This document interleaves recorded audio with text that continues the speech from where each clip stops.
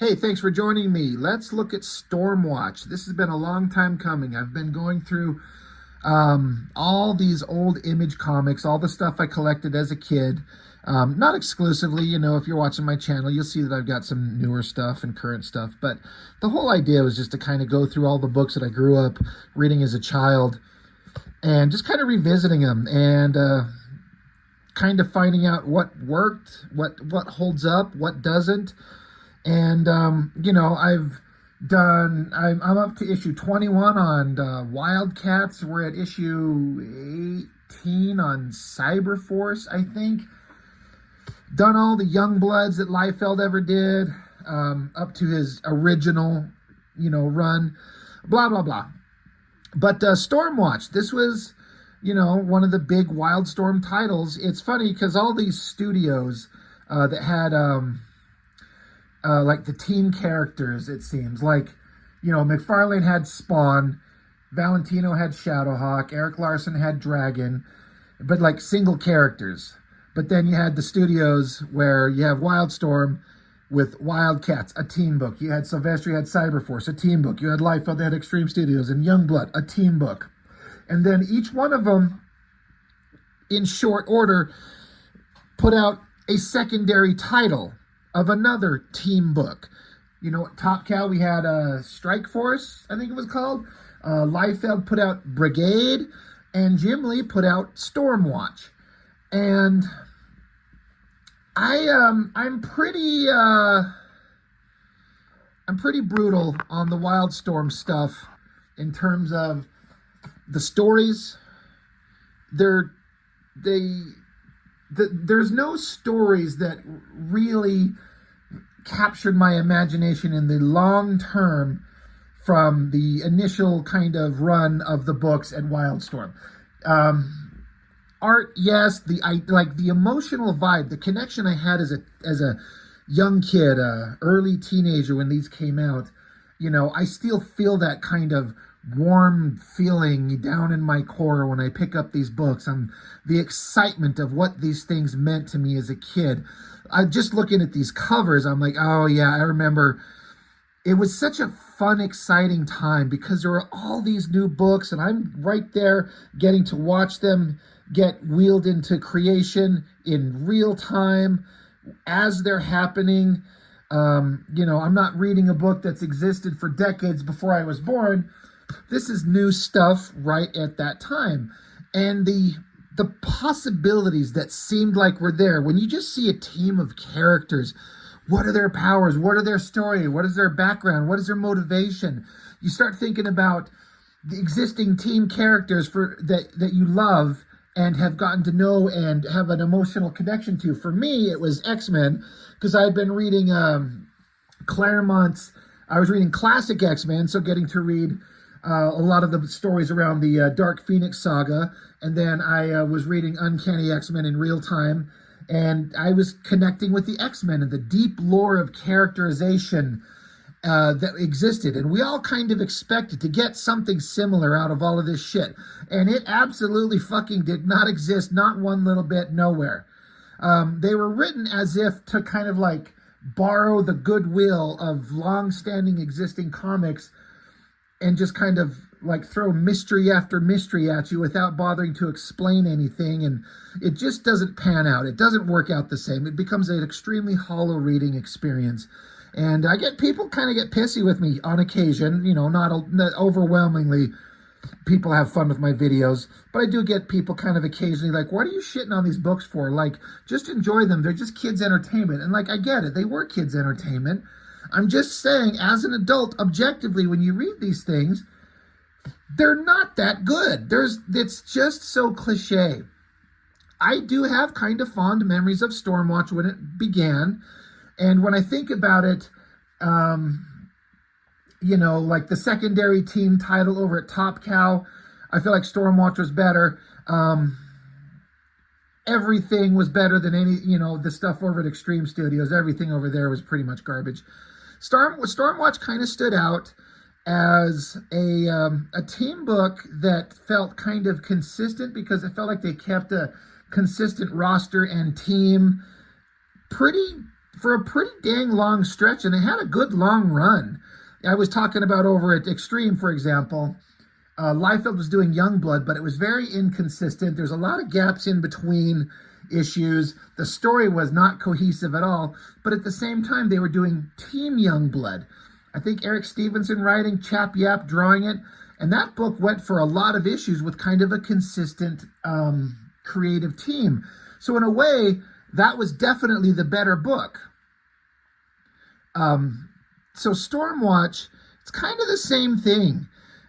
They just went for a long run. They went up to issue 50-something, something like that. Anyway, I decided to get into Stormwatch because I've got almost all of them. And I'm really excited to get into the era that Warren Ellis writes and made the most interesting Stormwatch comics, which are far and away some of the most interesting Wildstorm comics by far. And then he spun off Stormwatch into The Authority. Warren Ellis did brilliant work. But before I get to his stuff, I feel like just because my brain wants to go in kind of chronological order, we're going to start at the beginning and just start going through Stormwatch like I am Wildcats and Cyberforce and Pit and Youngblood and all that stuff. We're just going to go through them all. Staring at these covers, I kind of forgot that Jim Lee did the covers for the first 3 issues. The first 3 books are kind of like its own self-contained introductory story. And I forgot that Jim Lee did the covers until I dug these out. I'm like, oh, right, yeah. I kind of dig all of these. It's funny, I look on this issue 2. This is a new character they're introducing. His name's Cannon. He just looks like a slightly altered version of Shatterstar with the long hair and the ponytail and the gritted teeth. But it's pretty exciting cover. I just kind of dig these. I especially like issue 1's cover. I still look at this book number 1 and I kind of like it. I dig it. It's a team of heroes. It's all new. And Jim Lee's art here, it shows him as the only credited artist. Like, there's no inker. The other 2 covers have a Trevor Scott doing the inks, but this is just Jim Lee inking himself. And again, I still look at this team, and I'm like, there's something about this cover that I like better than anything that went on over in Wildcats, just from a visual standpoint, and I can't tell you why. It's the same kind of shit. It's just guys in cool gears and costumes standing here looking tough, but this character Battalion, I mean, he's basically kind of like, from a visual standpoint, kind of stealing the Cable vibe, which a lot of books did. You know, the tough guy covered in armor and gear and giant guns. There's always some character like that. And there's always some streamlined character with a full face mask. There's always at least one hot girl, usually 2, one with long hair, one with short hair. There's usually a guy with bladed weapons. I gotta give it to them. No bladed weapon guy here. No Wolverine, no Warblade, no Ripclaw, no Cougar.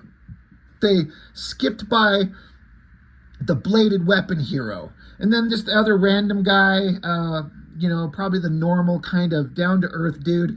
And then, of course, the obligatory big strong guy. Fuji is his name. I don't know why, but something about this cover, it just looks kind of exciting and fun. It's just the basic, it's not wild, just basic composition, just them standing here looking tough. But I dig it. But I figured we'd go through these first 3 issues. Also, not too long ago, I reviewed the 3-issue Evangeline Armageddon series from Liefeld that Scott Clark penciled. And I was talking about how that book was done in like 97. This is 93 when this Stormwatch book comes out. And I was saying, in theory, an artist is supposed to just get better and better, right? But Scott Clark seemed like his work really actually went backwards in some ways. And having flipped through these first 3 issues, I stand by that statement. I could see where he was still kind of finding his footing, like so many of these artists had to do. But this is why I think Scott Clark seemed like he was going to be, like he might have been the next big thing, is what the vibe that I got. The amount of work that he put into his penciling was profoundly it was really good. And I feel like he could have and maybe should have taken off. Like over at Top Cow, Silvestri dug up David Finch and Michael Turner, and those guys took off. At Wildstorm, Jim Lee ended up getting Travis Charest and J. Scott Campbell. Those guys blew up into godlike level. Liefeld had Stephen Platt for 5 seconds.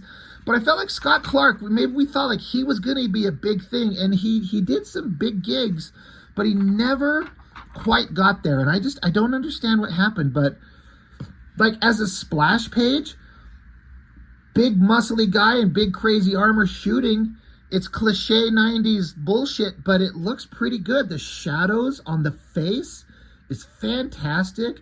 The gear, the outfit that he's wearing, it's all really well drawn. So I remember just going, this guy's good.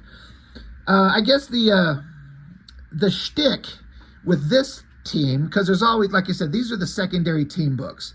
Like Team Youngblood or Brigade or Strike Force or, Stormwatch. Everyone's got like, well, what separates this team from the Wildcats? Well, the Wildcats are alien hybrids fighting in an intergalactic war or whatever. Stormwatch is supposed to be like the United Nations putting together a super team of superpowered beings from various nations solving problems all over the world with the nations of the world on a united front to work together, is the idea. So Fuji's from Japan. Diva, I can't remember. Maybe she's English. The Winter guy, he's Russian, if I remember correctly. Hellstrike, I believe he's, I want to say Irish.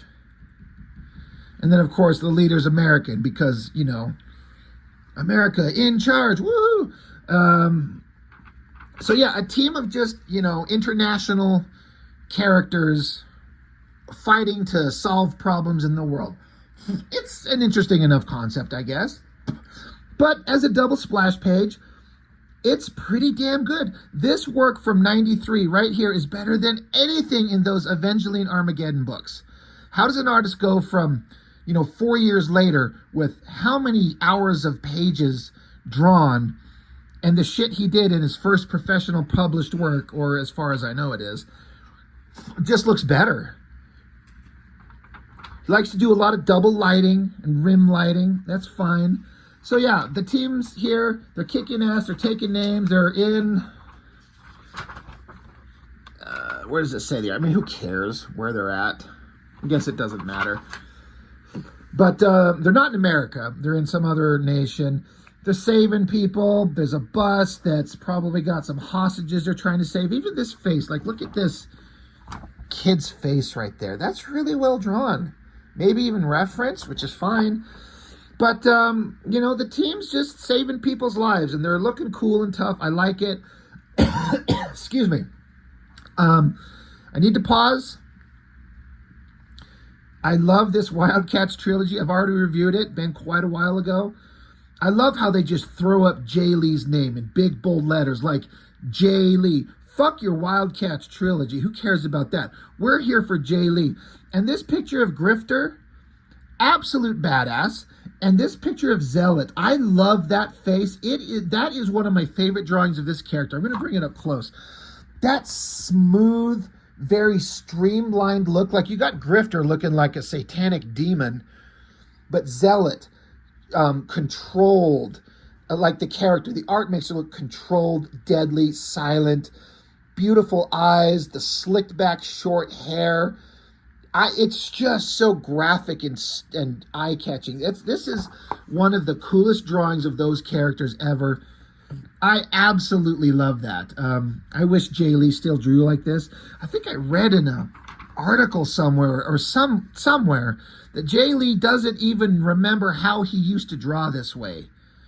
He's like, I don't know how I do that shit, because he's changed his style so drastically, it's not even close to the same anymore. But the reckless, wild abandon with which he would just draw these things.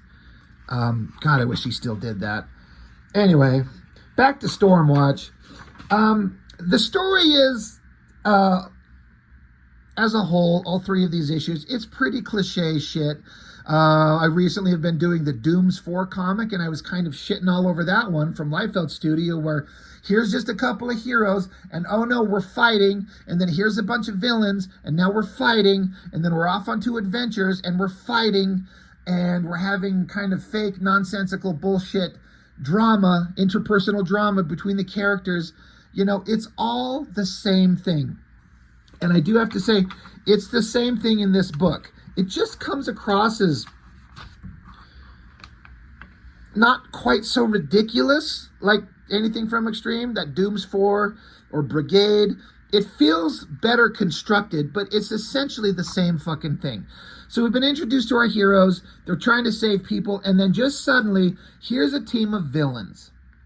Girl named Slayer, girl named Razor, big bad guy with the red outfit. His name's Death Trap.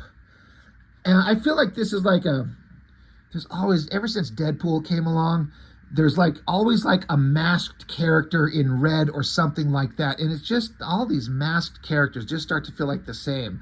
And you got this guy over here, Kilgore. Isn't there another character named Kilgore somewhere? That's got to be from somewhere else. But in traditional 90s cliche, nonsensical fashion, we got our heroes, boom, now there's just a bunch of villains, and they all know each other. They're like, you know, Battalion's like, oh, the Mercs. It's them. We have to fight them again. So then we get a big splash page of the team, standing there, flexing, looking awesome. Now we got to fight. This shot of Hellstrike's head. I mean, if you look at the cover here, he's just like he's kind of got like a Die Hard vibe, kind of the same color scheme and just a full face mask. You know, there's one of these characters on every team. But I don't know what the artist was doing there when he drew that head. The connection of his head to his shoulders is something weird going on. And then Scott Clark has definitely got that skinny, gangly, bony body that he puts on girls. It's not quite as pronounced here as he gets later. But all right, splash page of our heroes. Like, all right, bad guys, let's fight. So, fight they do. And it's pretty standard shit. Big guys fighting big guys, girls fighting girls. You know, girl jumping through the air. We have to arch their back and put their ass in the air. And I say that like it's stupid, and it is, but I'm also 100% on board with it. Why not? That's a pretty cool shot of Battalion holding his gun up there. You know, solid poses, great lighting. I feel like Scott Clark's heart was in this. I feel like he was really trying. Got the, what's his name? Death Trap is a leader, like, you know, the full face mask thing. He vaporizes somebody here. So, you know, we're trying to establish how tough the bad guys are and how violent they are. They're willing to kill. We lost somebody, so that's not good. Badass Mark Silvestri, drawing of Pitt. I don't know if I've ever seen anybody draw Pitt. Well, okay, let me edit myself. There's absolutely nobody on the planet that draws Pitt as good as Dale Keown. But the next best person has got to be Silvestri. I don't know if I've seen anybody draw Pitt as good as that. Maybe Ryan Otley. He had Pitt show up in Invincible once or twice. That was pretty damn good. But Silvestri's Pitt is pretty damn good. Anyway. But now, I guess that was a battle that happened in the past. Because our Battalion, the leader, he wakes up, you know, he's having a nightmare about the mission that they failed and the guy died. So, you know, he's struggling. He's a leader who lost and has to maintain his composure and keep himself together. So he's big, he's muscular, and then we run into this girl that works for the team. Synergy is her name. I'm like, the chick from Gem and the Holograms? Fuck yeah. A pretty good drawing. Again, I feel like you can see Scott Clark really trying. Pretty good face, nice stylistic hair, a lot of effort on the jacket and the dress and the folds. Pretty cool stuff. I mean, the way he drew her boobs are kind of weird, but that's fine. But she's saying that there's a problem with her brother, or her, okay, sorry. Jesus, I can't keep anything straight. Jackson, the leader of the team, his brother has been having problems, and his brother's name is Malcolm, and so he's got to talk to the cops about it. So, you know, drama, because, you know, our leader, his brother's in trouble because his brother breaking and entering and, you know, doing criminal shit. So that's not a good look for the leader of an international superhero team. Another pretty good shot of a woman's face right here by Scott Clark. Really well done. So yeah, our leader's got to kind of chastise his brother. What are you doing this shit for? And of course the brother's like, I didn't mean to get caught up in it. These other guys kind of conned me into it. I felt bad that we were doing it. I ended up in a screaming match with the guy who talked me into it. So he's trying to show that he's kind of leading a potentially bad life, but he doesn't want to. And then while they're running from the cops from stealing TVs, his buddies open fire on the cops, so the cops shoot back, shoot the guy. So now it's just a fucked up situation. So now the Stormwatch leader, Battalion, is now his brother's in jail for all the shit that he did wrong. All right, so there's the drama. Shot of New York, I'm going to say that's probably 100% reference, and I don't say it as a negative. That's a good establishing shot. Show me one person in Extreme Studios that pulled off something like that. And then, of course, we get to see Stormwatch's orbital space platform, a space station. And I thought this design was really cool. It's like big, flat, kind of crescent shape. And then there are these towers coming out of the end of it here. It's almost like an aircraft carrier. And the con tower, you know, that, you know, the planes land on the deck and there's the big tower where all the control systems are. It kind of got a vibe like that. I think that's a really interesting design for a space station. So we're getting to see how the nations of the world put together this space station. We're all contributing, and we got our superhero teams at work here. And then we've got a guy. His name's Henry Bendix. He is Captain Picard. He's a bald guy with the red shirt. He's in charge. He's the leader of the team. Spoilers, he ends up later, I think it was Warren Ellis established him as like the worst villain of the entire story. But for now, we don't know that. He's like the brains. And of course it comes across as like the bald guy that's the leader of a team. It's kind of got a Professor X vibe. Whatever. But he's kind of got all this technological gear slaved to his mind so he can have information fed to him at all times to keep an eye on the planet. That's the whole idea of Stormwatch, is to watch the planet, keep an eye on everything, and deploy his superhero team when necessary to solve problems. So now we're at a cemetery. Who are they burying? Probably just the kid who got shot, I guess.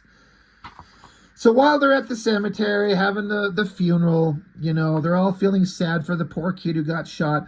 But oh, look, in the distance, there's 4 dark shadowed figures just standing off to the side that no one fucking paid attention to.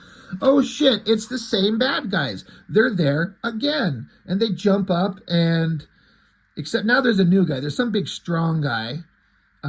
Originally, it was like 2 guys and a girl, right?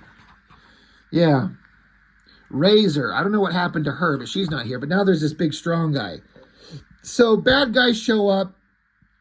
So now our team has to fight again. So whoever this girl is, she shoots, blows up around them. Death Trap punches Battalion in the head. So Battalion just grabs him by the throat. It looks like he's going to give him the old pile driver right in the asshole. Jesus Christ.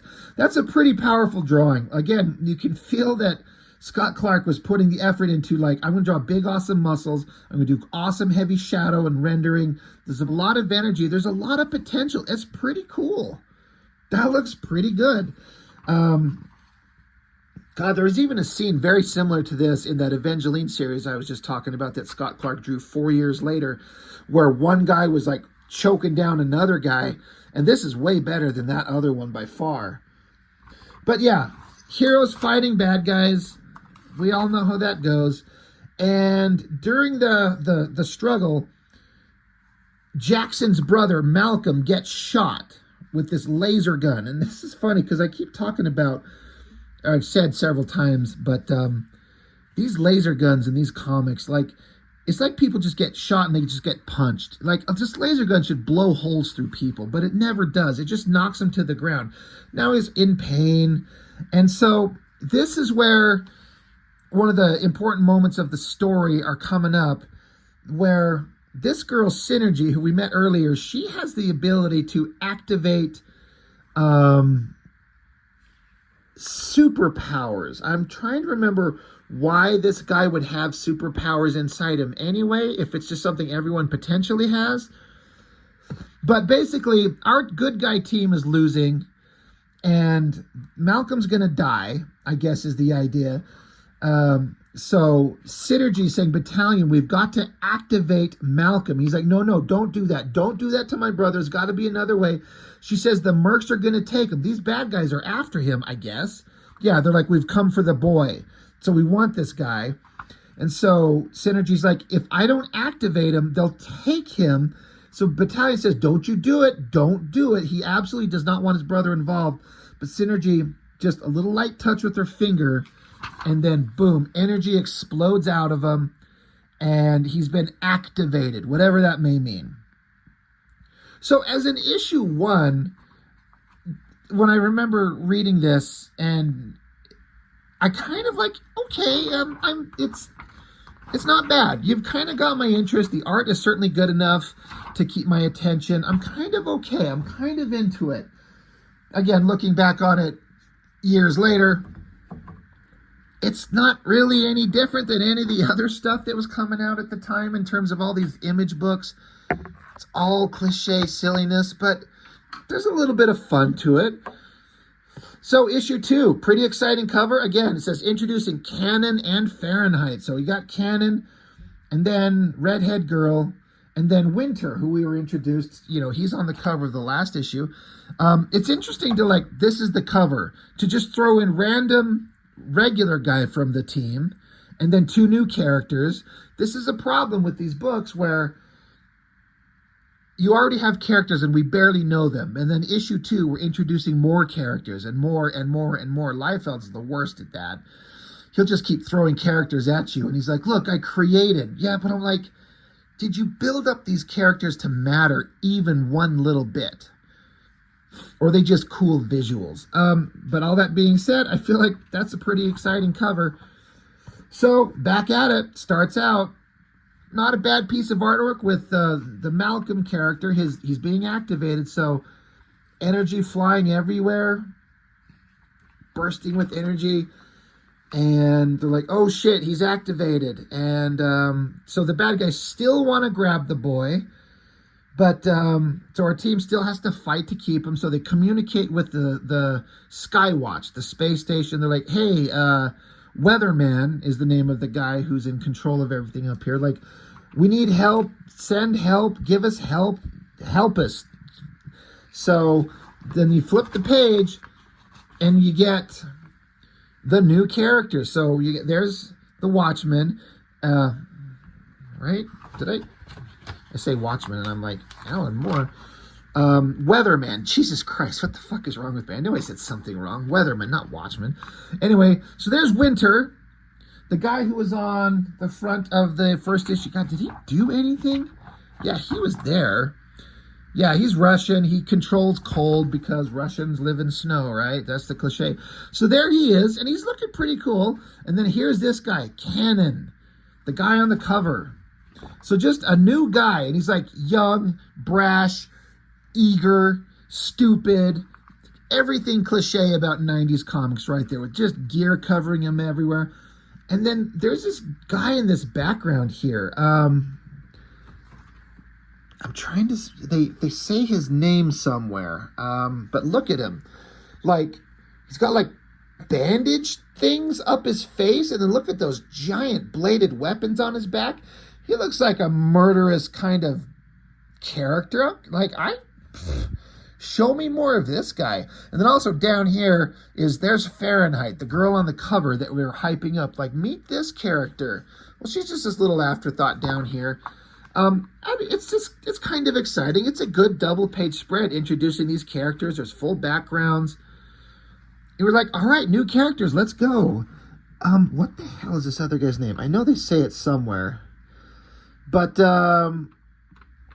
I guess what they do is they get a communication of, hey, I know we want to go down and help our team, but there's actually something else going on in Russia at the Chernobyl reactor. There's something going on there, and so now their priority is these guys. Their priority is to go fix that. You can't go help Battalion. You got to go do this. So Cannon's like, no problem. We'll go down there and solve the Chernobyl thing and be back in time to bail out Battalion, which is the dumbest thing for him to say because Battalion's under attack right fucking now, like this moment. And they don't even know what's going on with the other thing they got to go look at. So Cannon is a fucking dumbass. But that's the point. And then getting back into cliche shit that just is so silly. At Chernobyl, the guy is running the machines to keep everything under control. We're introduced to a big major villain, and this just instantly, I'm like, this happens over in like Youngblood and Brigade right here. There's just some bad guy that's so over designed to be like a dark side apocalypse, Thanos kind of ultimate villain bad guy. Same kind of color schemes. He looks ridiculous. His name is, I can't fucking remember, but it'll tell us here in a minute. But just the idea of like introducing some over-the-top, super powerful bad guy. He just shows up. It's like, oh God, here, there's not enough space in these pages to give any kind of real story. So it's all just rushed. Here's a big bad guy. We're going to have to fight him. Back to the team on the ground. The big animal dude from the bad guys. I was talking about how there wasn't like an animalistic or a bladed character like Warblade, Ripclaw. But there's also, if it's not a bladed character, it's an animal character. And there's not one on Stormwatch, but the bad guys have one. And it's this guy, Kilgore. He's got the Wolverine hairdo. He's the violent guy that claws people up. So he rips Synergy's back open, holds her up by the throat. Kind of cool drawing, but he looks just like Wolverine with longer hair and fangs coming from the bottom up. But Synergy, she zaps him in the face. I don't know what she does. Oh yeah, she can activate people's superpowers, but she can apparently deactivate their superpowers, even though she says it's temporary. So, you know, he's got claws and fangs and long hair. He falls to the ground with short hair. I guess taking his powers away also means his hair falls out or some shit. But so Battalion's like, all right, well, good job, bitch, but get out of the way. This girl's going to shoot at us. So bad guy, girl, whatever her name was, shoots. And then Battalion, I guess, can throw up a shield. Somehow he's got, his powers, whatever the fuck. He just can point his fist forward. He can create a shield to deflect the laser blast. While big, strong bad guy sneaking up behind him. But Battalion's a bad motherfucker. He sees it coming, ducks out of the way, grabs his arm, puts him in a choke lock. It'd be awesome if he just snapped his neck, but, you know, we're heroes. We don't do that shit. But, you know, just good guys fighting bad guys. Fighting keeps going. What's his name? The fucking leader of these. They're so cliche. I can't even remember the name of the leader of the bad guys. Death Trap. They're after the kid, and he's gonna, I don't know, he's gonna kill him, cut his head off. Who fucking knows? They're just doing bad guy shit. Yeah, once again, see the bad guy, Death Trap, he like manifests this gun and shoots the kid, the Malcolm, point blank in the chest from 2 feet away. And he's just still sitting there. It didn't blow a hole through him, didn't kill him. Maybe it's because his powers are activated and it protects him. So Diva, her powers are sonic, like she can scream like Banshee. I remember reading this as a kid and it stood out, but as an adult, it super stands out. I guess I get why, but it's just dumb that like they put the text box right over her fucking ass crack because she's wearing like thong swimsuit outfit. It's such an obvious cover up her asshole. We don't need to count the wrinkles on her stink star. So I'm like, but no, I want to count those. So her dialogue could be over anywhere, but this is them blocking out her ass with the text boxes, and it just stands out so obvious. I mean, I guess you don't want to... You could tell the artist to fucking redraw it or shade it in or something. I don't know. I just was thinking, I'd actually like to see the original artwork. I don't know if they did the lettering on the boards, but like, couldn't have been too graphic. But anyway, Diva standing there looking tough, kicking ass. So our team's kind of getting its collective asses together, and they're rallying, stopping the bad guys. Here's another shot of this stupid-ass death trap bad guy. That's a pretty awesome, ambitious kind of pose, with him flexing his arms that way and his muscles. It's all that 90s cliche stuff of flexing and posing in a way that doesn't really make sense and hyper-rendering all the muscles, but I gotta give it to Scott Clark. That's pretty awesome. That looks pretty good. But they're like, all right, well, we failed, so we teleport out of here. They transport away. For some reason, everyone has awesome transporters. I guess Kilgore, the guy who got his powers canceled out temporarily, I guess he got his powers back because his hair's long again. He just looks like Weapon X era Barry Windsor Smith Wolverine. And that looks pretty cool. So, yeah, that's what's going on there. So bad guys get away. And so now we're picking up the pieces, and our heroes have to yell at each other for some reason.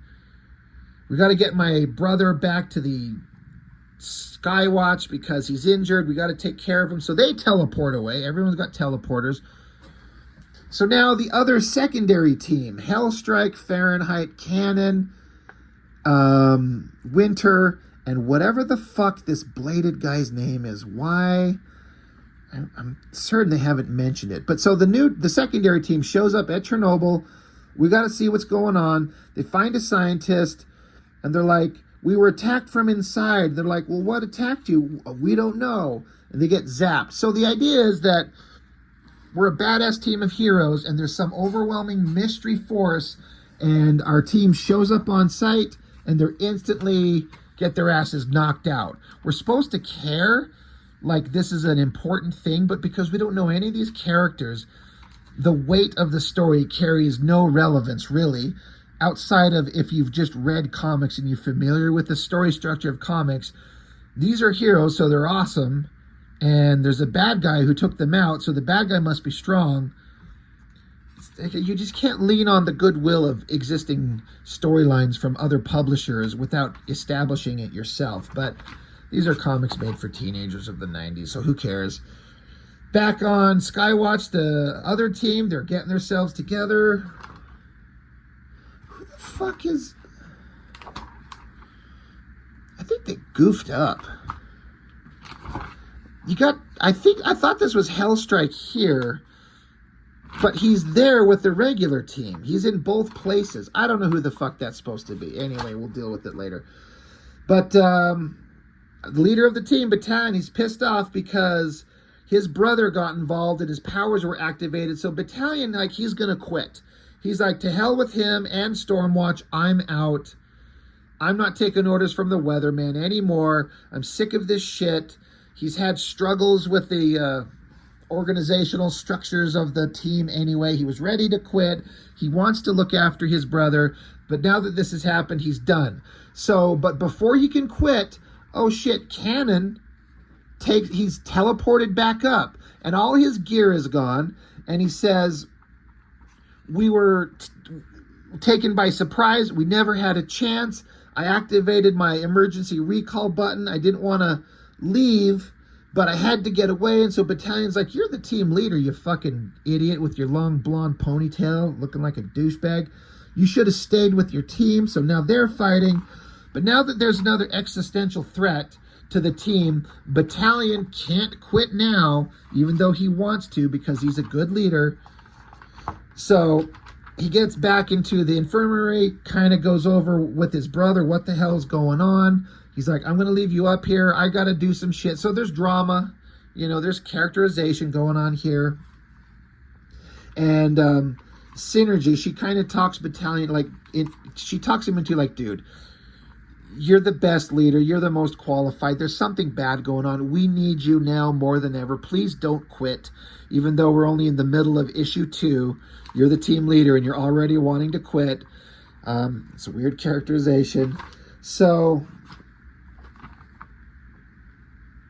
he can't decide if he wants to, if he cares. It's too much of a burden. So we go back to the regular Stormwatch team, and they're yelling at each other for Cannon abandoning his team. But they're like, everyone sit the fuck down, shut the fuck up. We got to get our shit together and go save our crew. So there's this cool shot of all these headshots of the characters and the team. And but while they're yelling at each other, a voice from off page says, "I'm the best one for this job." And all the team's like, all right, well, who could that be? Well, it's a big splash page of Battalion in armor and gear and everything. He's like, all right, let's go do the mission. Let's go be badasses. Let's go save our friends. So, of course, he's a good heroic leader. We're going to go save our friends. Good shot. You know, it's kind of a nondescript random pile of action gear and a weird bubble dome design for his outfit. I mean, that's what Jim Lee had on this front page, though not nearly as... on the cover of the first issue, not nearly as big as Scott Clark's putting it on here. Like, it's this giant bubble dome thing. He's just got kind of a little thing on this here, but it kind of works.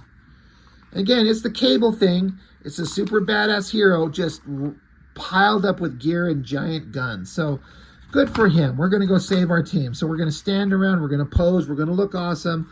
They're going to teleport away. And Synergy did good. She, talked Battalion back into staying with the team. It's all awesome. End of issue 2. With a pretty elaborate Gen 13 promo. I mean, I'm sure we were all noticing it here. Early J. Scott Campbell, like the earliest stuff. You know, I was not a big fan of the artwork. I did the first issue of Gen 13 just recently. I was talking about how J. Scott Campbell very quickly become a profoundly good artist. But this old stuff of his, like this, did not like. She looks so misshapen and weird. But it did not take long for Campbell, obviously, to get his shit together and become A-list artist. And this is before they changed it to Gen 13. It was going to be Gen X, but Marvel shit their pants because they were going to do Generation X. So anyway, book 2. God, another great Jay Lee, Grifter Zealot. God, that's cool. So yeah, issues 1 and 2. Well, let's wrap up the profoundly interesting story with issue 3. Action cover. Battalion, jumping, shooting. Diva looking hot. Fuji standing back there, being the strong guy, flexing.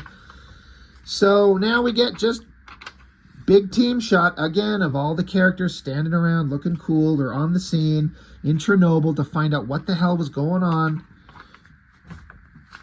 So they take off. They go searching. They go looking. And then Cannon kind of recaps for them, and we see in visuals what happened. The secondary team showed up like happened in the last issue. Big bad guy showed up. He zapped the girl. And then there's this other character. Right, okay. That's what I was saying. There was this character that was just standing in the background there when the secondary team showed up. And he's never named. That I don't notice. And I'm like, I thought that was Hellstrike, but no. His name was Ion. Ion tried to take him from behind, but the intruder just spun around and cut him in half. So, this guy, who's nobody we know, he's only been in like just 2-3 panels, and he gets chopped in half, and we're supposed to give a fuck. Like, oh no, what this profoundly interesting character is like in pieces now. Who was he? Who's the bad guy? We don't know any of these characters, so we don't give a shit. So that was a recap of stuff that happened that we didn't know. What the hell was the name of this guy with the bladed weapons? I know they say it somewhere. But now we're back in real time, and bad guy has got Winter pinned up against a wall with like giant metal pins in his body. I don't know. What is this guy's name? I know they're going to say it, but again, he's just this big overlord bad guy. Who cares? So our heroes are just trudging down tunnels looking for shit. I always thought that this shot of these heroes flying, Diva, Cannon, Hellstrike, kind of at a tilted angle, the low shot looking up at them, lots of speed and energy. I dig that. Like you can see Scott Clark having fun. It's pretty awesome. So again, they're just flying around trying to find their team, trying to find anyone who's still alive. Cannon, the impetuous douchebag secondary leader, he's losing his temper, and Battalion has to tell him to once again sit the fuck down, shut the fuck up. But because he made such a lot of noise, the bad guys now made aware of him. So he's going to fly off and go face them. But now this is where Winter, with these giant things stabbed through his body, he just flexes and gets strong, and I guess he just busts free and they just burst into energy. I don't know what the hell it is that he did here. No idea. Heroes are showing up, and then boom, they approach a shut door down the end of a corridor. Big explosion, and then bad guy. Greetings, Stormwatch. I am Regent. I am your doom. So, yeah, issue 3, right at the beginning, we've seen this guy for 2 panels. We're introduced to the major villain of the book, and it's so stupid.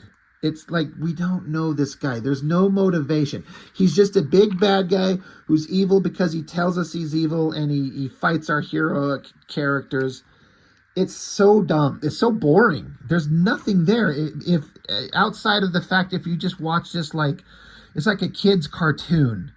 It's like a 80s Saturday morning cartoon. Like, I'm a bad guy. And then the hero's like, well, we're the good guys. We're going to fight. Go buy our action figures. His name is Regent. Okay, well, Cannon shoots at him. Easily deflected.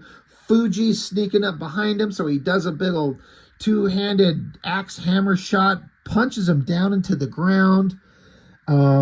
Regent's like, oh, you're pretty strong, but you're insignificant compared to the might of my justice stone. Feel its power before you die. So he takes his little stick and does something to Fuji, knocks him down. I guess he sends him down a giant crater in the ground. So Hellstrike jumps up, shoots the bad guy in the back. And Regent says, "Arg, you shall pay for that, human." Like, this is just a Saturday morning cartoon. It's just stupid. So fight, shoot, fly, shoot, fight, deflect. Diva, I mean, her powers are to scream, but then she can also throw daggers at the bonds holding Fahrenheit, who's trapped. So now that her bonds are free, now she can get free. She can join the battle. But then Winter, the guy who was trapped, I don't know, I guess he's still pinned to a wall. When he was breaking his ass free, he only freed himself from one side. Now he's just been standing here hanging by one of those pipes stuck in his arm. But, so Fahrenheit's like, one man can make the difference, and right now we need you to be that man. So I guess what she's doing is she's blasting her powers at him. And Winter, his powers are he can absorb energy and redirect it or something. So he's like, yes, that's it, Fahrenheit. Don't stop, Tuvarish. Don't stop. I'm like, okay. Pretty cool shot of Hellstrike here, you know. Masked guy. Like, he almost looks like a cooler version of Die Hard. But standing around in the smoke, trying to fight the main bad guy who's kicking his ass. So Battalion gets out his giant gun and clenches a fist and screams and farts and shoots. And I guess that up on Skywatch, the weatherman has decided that this is too dangerous. Whoever this bad guy is, he presents too much of a threat. So they're sending a spacecraft down with like a nuclear strike to wipe everything off the face of the planet, including our team if we have to, for the betterment and the protection of the world. Okay. And Synergy doesn't want that to happen, but fuck you, Synergy. I am the bald guy in charge, so I get to do what I want to do. That's a pretty cool shot of the guy's shadowed face with all the gear on his head. That looks good. And then we get to this character, Major LaSalle, Command Center. I feel like this is someone who becomes a character. Almost looks like she's wearing a Fantastic Four costume. I like that Scott Clark took the opportunity to put her in a sexy-ass pose and render the fuck out of everything, because that's what you're supposed to do with these things. You know? Kind of make her look hot and sexy, and so that's what we're doing.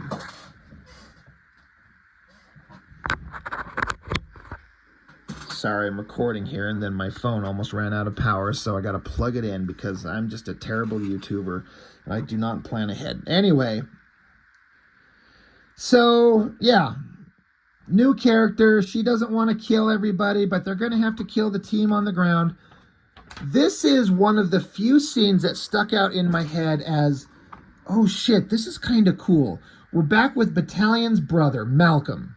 He's in the sick bay, he's recovering, but like happened in issue 1 and the beginning of issue 2 is his powers were activated. So now he's got superpowers, so now he's going to have to be trained because he's got powers, needs to learn how to use them. So we're introduced to this character who becomes one of, if maybe not the most popular Wildstorm character. I mean, who's the most popular Wildstorm character from the early days? Grifter? Deathblow? Fuck that. Backlash. This is the introduction to Backlash. As far as I know he ended up having his own series that Brett Booth, I think, drew initially. But Backlash, as far as I understand it, is introduced right here. And he's introduced, the way that I remember feeling about this is that he's like kind of the old man of the group. He's got like gray hair. He's in this pretty badass outfit that's both costume and uniform, full face mask. So it's kind of like ninja, but old warrior. He's the trainer of the Stormwatch team. He's like maybe one of the first guys who used to be on the team, and he's graduated to trainer because he's kind of the grizzled veteran of the group. That whole concept has always fascinated me. I have always liked that idea of the older warrior who has been around for a long time. And that's kind of what I felt about this guy. And Scott Clark, that's pretty fucking awesome. And he introduces himself. He's like, I thought I'd drop by and introduce myself. I'm Backlash. I'm going to be your trainer. It's good to meet you. So it was kind of a cool introduction of him. And it's like, oh, wait, shit, an alarm's going off. I got to go see what's going on. So, introduction of Backlash. And again, if I'm wrong, he's never been introduced anywhere. This is it, right? And again, maybe the most popular Wildstorm character for some reason. I mean, he's kind of cool. But that's where he's introduced. Anyway, back to the profoundly interesting story between our heroes and the bad guy Regent. So they're standing around blasting at each other, whatever. And then we get a girl power moment. Double page spread as Diva and Fahrenheit show up, and Diva's doing something with little ring circles, and then Fahrenheit's doing something with little fluffy little energy things that send Regent tumbling. Like, it's a pretty impactful double page spread. I'm not against it at all. It's just the energy projection, or like she's got sonic powers and she's got, I thought, flame powers. I don't know. It doesn't make sense. It's just like he's tumbling over and they're showing up pointing at him, and there's these little energetic indications of something. It's both awesome but doesn't quite sell the idea. It doesn't quite work. But the drawings are pretty good itself. But they keep fighting, they keep attacking, they put him down, or they're almost doing it. But meanwhile, the spacecraft with the nuclear destruction bomb to blow everything off the face of the planet is coming. So Battalion knows, he's like, this is it. Hammer Strike is coming in. We've got it. So he's basically like, if we don't stop this guy, we're all going to die. And at this moment, let's see. I want to make sure I don't miss anything. Yeah. Winter shows up, and he just grabs onto Regent and grabs onto his staff, and he's got the ability to, like I said, he can absorb energy, I guess. So all the energy powers that bad guy has starts getting negated, I guess, because of Winter. So now Battalion's like, oh, whatever, fucking shoot him. So they take a shot at him, and I guess the impact, Scott Clark was really not fucking interested in drawing. So he just draws this panel that took 3 seconds to do of an explosion, an impact, something. Laziest reaction to the laser shots, but, you know, he's been putting in a lot of effort, so Regent's just down, I guess. So he's like, I underestimated you, Battalion. The day is yours. Be forewarned. Next time you will not be so fortunate, assuming all of you live to see tomorrow. And so he taps his stick on the ground, and he's just not there anymore. I'm like, you've got to be fucking kidding me. It's the most cliche thing ever. They fight him, they exchange bland pleasantries. It's stupid. But he's gone. So then Battalion's like, motherfucker, hey, guys up in control. Don't nuke us, please. The bad guy's done. We've won. We're fine. So they're running to the reactor to shut it down. And then you find out that Fuji, the strong guy, this feels like an afterthought. They're like, Fuji, there you are. Where have you been? Because he got smashed down into the ground and got buried underground because the bad guy sent him flying. And he's like, oh, well, while I was down there, I put all the control rods back into place and shut the reactor down, so we're fine. Threat's over. And so they kind of stand here and they're like, oh, goddamn, what an adventure all of us had as a team as we stand here and pose and like, goddamn, what an adventure. You know, what's going to be next? Well, what's waiting for? Let's go home is literally the last words. The end. So, again, I don't want to be too negative about it. It's so silly. It's, when you've read truly good superhero comics written by Claremont or Frank Miller or Alan Moore, and then these guys, and I'm sorry, these stories are written by the worst team ever of Jim Lee and Brandon Choi. Stop. You guys, you don't know what you're doing. But it appeals to young teenagers of the 90s, and it kind of works, I guess. So again, if you just think of it as a ridiculous child's cartoon, it kind of works. And it's not the worst version of these things. There's a lot worse things out there from this era. So it's kind of fine. I know I'm shitting on it. I'm being really negative on it. I want something that makes adult me still go, God damn, is that so good? I love it when I look back at some old books and I can say, it's still amazing. It was amazing then and it's amazing now. But most of these early 90s Image books were just childish garbage. And a lot of people were like, that's what they were meant to be. You should lighten up on them. Like, well, I feel like the guys who were making these felt like they were making some really seriously interesting shit. And it's kind of not. It doesn't hold up. There's no replay value outside of nostalgia that we love from when we were younger. Pardon me while I hiccup. So I don't know. It's fun. The adventures kind of go on, and the book kind of goes into some standard superhero action adventure stuff that's kind of okay. We'll get into them. But in terms of a 3-issue opening series, I mean, we've been introduced to 1,000 new characters and some bad guys and the concepts. It's nothing that's memorable, but at least it gets the ball rolling and it gets started and leads to better stuff. So anyway, Stormwatch, first 3 issues, the initial miniseries. Scott Clark, credit where credit's due. He put in a lot of amazing effort and made it look really good. He did really awesome. So he is no longer with us. He is dead, and that sucks a lot. So, you know, I just want to shout him out. He did pretty fucking good on this Stormwatch series. So that's all I've got for now. Thank you for watching. I really appreciate it. I'll see you next time.